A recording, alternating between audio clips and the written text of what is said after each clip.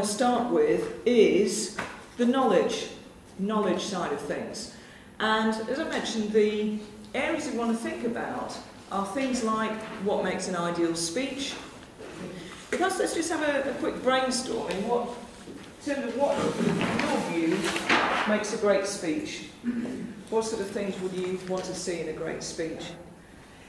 Okay, so we've got a fair list of things to get going on with. And, you know, these sort of things you can add and keep building on. What I've got on your chairs is a checklist which I developed to sort of help myself learn the skills. And what I did was to split categorise the elements into things that were around body language and appearance, some elements, things around voice and language, and structure and content, just to make it manageable really. Now I wouldn't claim that the list is exhaustive, so feel free if you want to add to it and make your own. It is actually available on the District 71 website in the knowledge sector, so you can download it. It's just an Excel sheet and add to it. There is lots and lots of information through Toastmasters. The manuals that come as a new member on gestures, the body speaks, there's one on voice, and there's some fantastic exercises in there.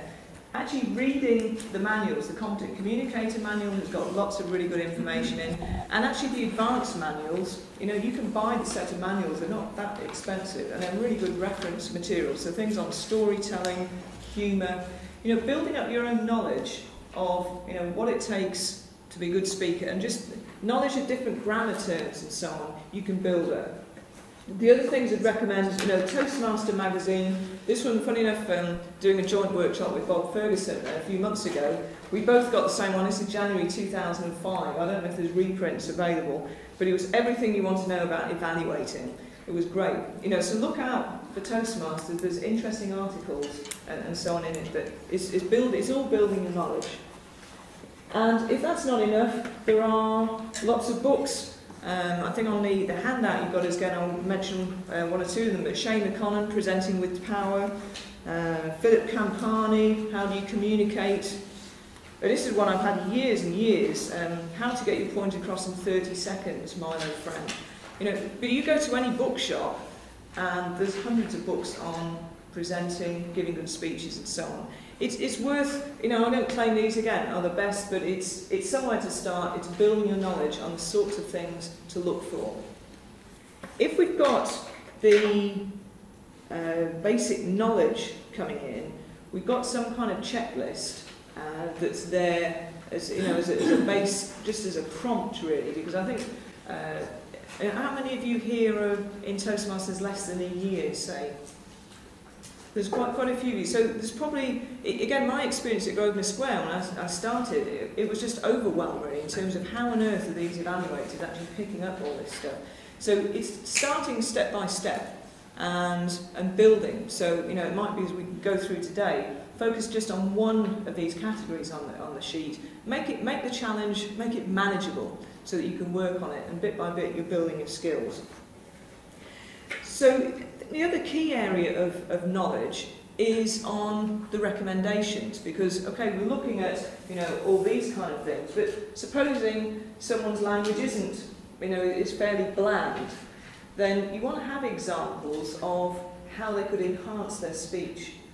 So each of these, and you'll find that some perhaps come up more often than others. Say on the gestures, you know, the typical one for people is this hand clasping and things like that.